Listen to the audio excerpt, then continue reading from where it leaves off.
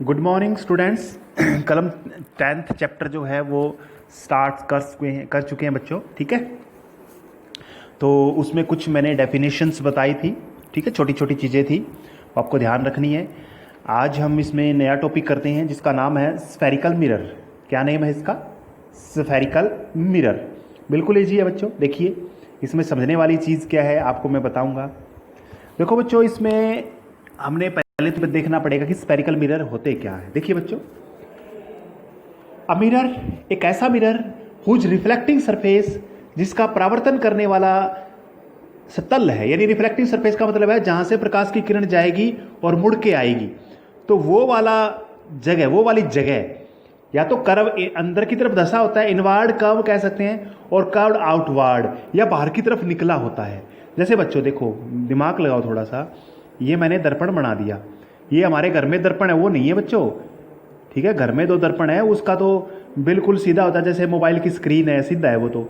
लेकिन ये वाले दर्पण अलग टाइप के हैं बच्चों, ठीक है। अंदर से धसे भी हो सकते हैं और अंदर से बाहर की तरफ निकले भी होते हैं। ये अंदर से धसा हुआ है, ये तो पॉलिश कर रखा है, इधर से मैंने लाल कर रखा है ना, ये देखो ध्यान से, ये पॉलिश कर रखा है। देखो बच्चों, यहां से जो प्रकाश की किरण आएगी बच्चों, यहां से जो प्रकाश की किरण आएगी, यहां से प्रकाश की किरण आएगी, यहां से प्रकाश की किरण आएगी, उधर से तो आएगी नहीं, क्योंकि उधर से आएगी तो कुछ नहीं होगा उसका। तो ये क्या है, मतलब यहां पर गिरेगी तो इसका परावर्तक वाला ये परावर्तक होकर कहां पे जाएगी, ये हम बाद में बात करेंगे। ऐसे यहां बीच में क्यों आई है, तो ये परावर्तक तल है ना बच्चों, ये अंदर की तरफ धसा हुआ है। जिसका अंदर की तरफ धसा होता है या बाहर की तरफ भी निकला हो सकता है, तो अंदर की तरफ धसा भी हो सकता है, बाहर की तरफ निकला भी हो सकता है। इसके बेस के ऊपर दो प्रकार इसके हैं स्फेरिकल मिरर्स के बच्चों।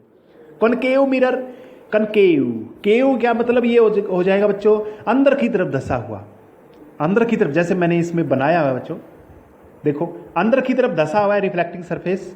प्रकाश यहां से आएगा, मुड़ के चला जाएगा, कहीं ना कहीं जाएगा, मुड़ के जाएगा बच्चों, इसके टकराते ही।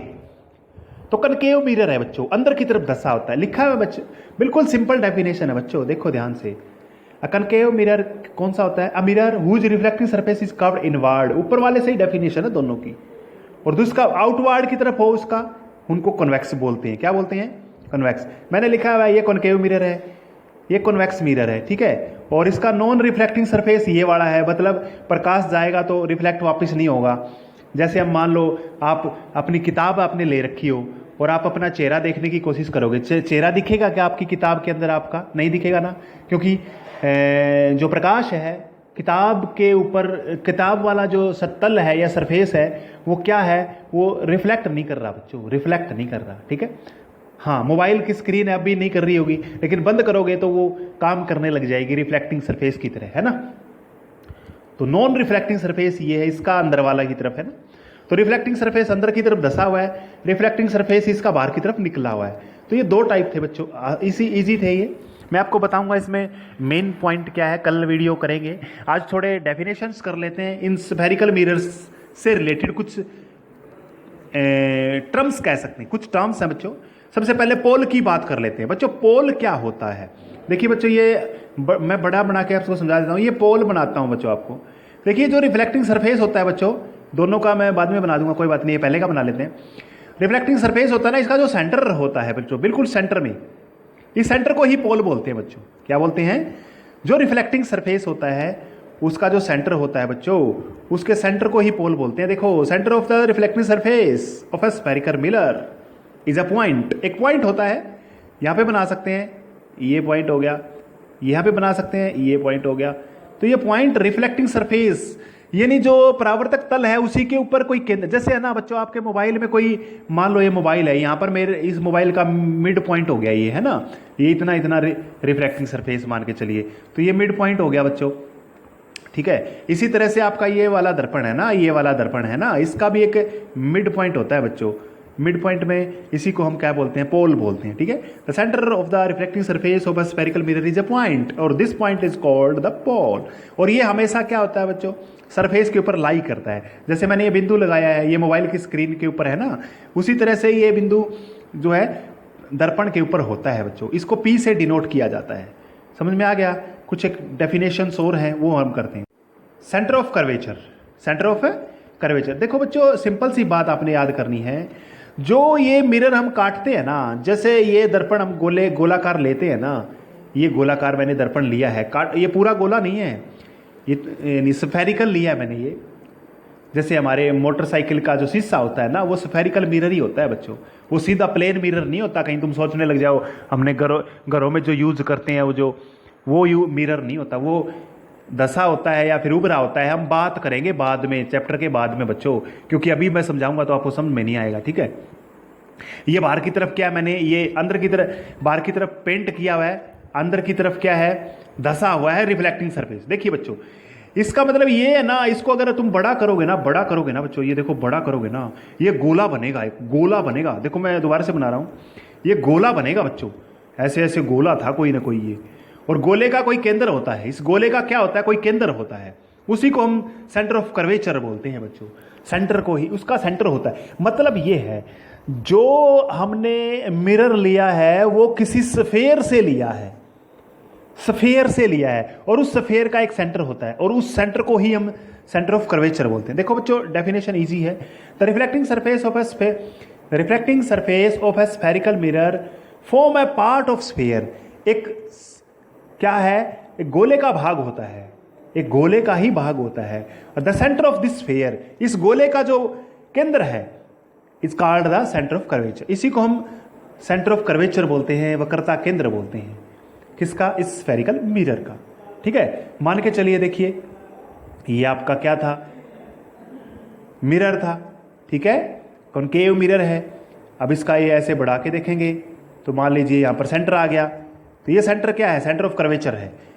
अच्छा, इसका तो सामने होता है बच्चों, देखो फ्रंट में होता है, लेकिन इसका देखेंगे, इसका रिफ्लेक्टिंग सरफेस तो इधर है बच्चों, देखो, लेकिन उसका केंद्र कहाँ मिलेगा, क्योंकि ये बड़ा करके ऐसे मिलेगा, ये इसका इधर मिलेगा, है ना, उल्टा साइड मिलेगा, बिहाइंड मिलेगा, ये ध्यान रखना है बच्चों। इसका फ्रंट में होता है, इसका इन फ्रंट, इसका बिहाइंड होता है। ये कौन सा मिरर है, कन्वेक्स है ये, और ये कनकेव है ये, ठीक है। ये क्या है, कॉनकेव, ये कॉन्वेक्स। इसको याद करने का तरीका बताऊंगा बच्चों में, आज थोड़ा सा हम टर्म पढ़ लेते हैं। देखिए, अब रेडियस ऑफ कर्वेचर बच्चों, ये डेफिनेशन सेम है, डिट्टो कॉपी लिखनी है, मैंने लिखा है ना यहाँ पे डेफिनेशन। देखो इसकी डेफिनेशन कैसे करेंगे, यहीं से देख लो। The radius of a surface of a spherical mirror form a part of a sphere.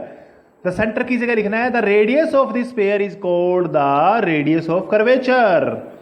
अरे ऊपर वाले में रेडियस लिखना है, बस ध्यान से सुनो बच्चों, दिमाग और कहीं नहीं जाना चाहिए। इसकी डेफिनेशन है, ऊपर वाले में जहां पे सेंटर लिखा हुआ है उसकी जगह रेडियस लिख दो, बस सिंपल। अरे जिस उसकी रेडियस भी तो होगी ना, तो कहने का मतलब ये पोल था, पोल और सी के बीच की दूरी जो है, पी और सी के बीच की दूरी है, यही तो रेडियस है बच्चों। तो हम यही कहेंगे। देखो एक बार दोबारा से डेफिनेशन यहां से पढ़ेंगे बच्चों उसकी। The reflecting surface of a spherical mirror form a part of a sphere. एक स्फेयर का ही भाग होता है। द सेंटर की जगह क्या लिखेंगे, द रेडियस, यहां पर लिखेंगे radius of this sphere is called the radius of curvature, ठीक है। और ये बात ध्यान रखनी है, ये रिफ्लेक्टिंग सरफेस के ऊपर सेंटर ऑफ कर्वेचर नहीं होता, दूर होता है, रिफ्लेक्टिंग सरफेस से ऊपर नहीं होता बच्चों, ठीक है। बिल्कुल सिंपल था। देखो बच्चों, डिस्टेंस बिटवीन पी एंड सी के बीच में जो डिस्टेंस है वो कह सकते हैं उसको रेडियस ऑफ कर्वेचर बोलते हैं। लास्ट एंड फाइनल 2 पॉइंट और रहते हैं हमारे।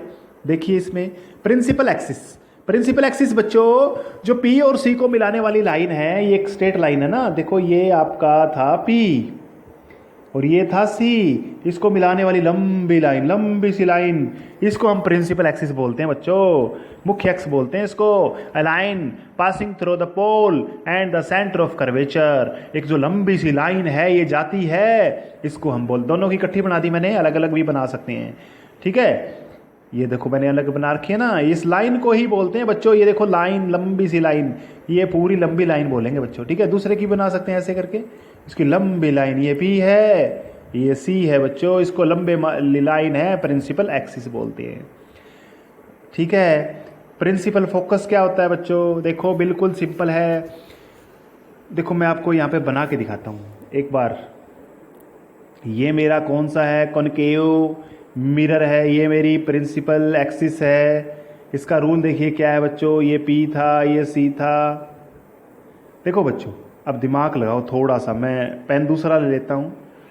मैंने ये मेरे पास यहाँ से प्रकाश आया, यहाँ से प्रकाश आया, यहाँ से प्रकाश आया, यहाँ से प्रकाश आया। अब क्या होगा बच्चों, ये टकरा के वापिस आएगा। बच्चों ये टकरा के जब वापिस आएगा ना, ये एक बिंदु पर मिलेगी सारी किरणें, सारी किरणें एक बिंदु पर मिलेंगी।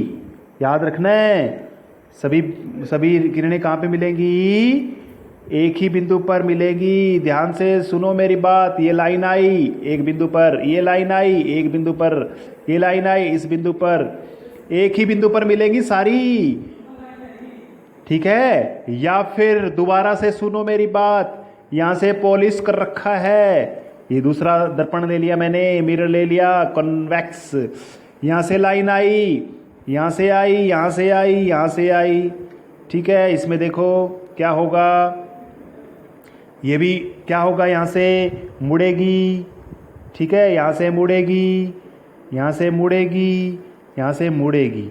बच्चों अब देखो मैं आपको तरीका बताता हूँ, ये जो मुड़ रही है ना बच्चों, ऐसा लगेगा कि ये इस बिंदु से निकल के आई हैं, ठीक है।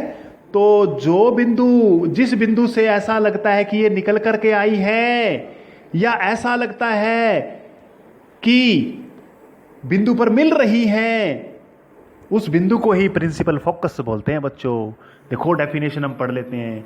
The rays coming parallel to the principal axis, जो प्रिंसिपल एक्सिस के पैरेलल आए,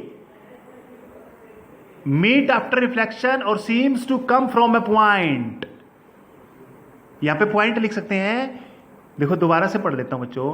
द रेज, किरणें coming parallel to the principal axis, जो पैरेलल आ रही हैं प्रिंसिपल एक्सिस के, इस प्रिंसिपल एक्सिस के पैरेलल आ रही हैं, meet after reflection at a point, यहां पे जोड़ सकते हैं, एक पॉइंट पे मिलती हैं, और seems to come from a point, और यह ऐसा लगता है कि वो किसी बिंदु से निकल कर आ रही हैं। This point is called principal focus, इसको ही प्रिंसिपल फोकस बोलते हैं बच्चों। चलो मैं डायग्राम मैंने बनाया हुआ है हिंदी वाले में, देखो बच्चों, यहां इसको देखो, यहां पर मैंने बनाया हुआ है, देखो बच्चों सिंपल सी भाषा में।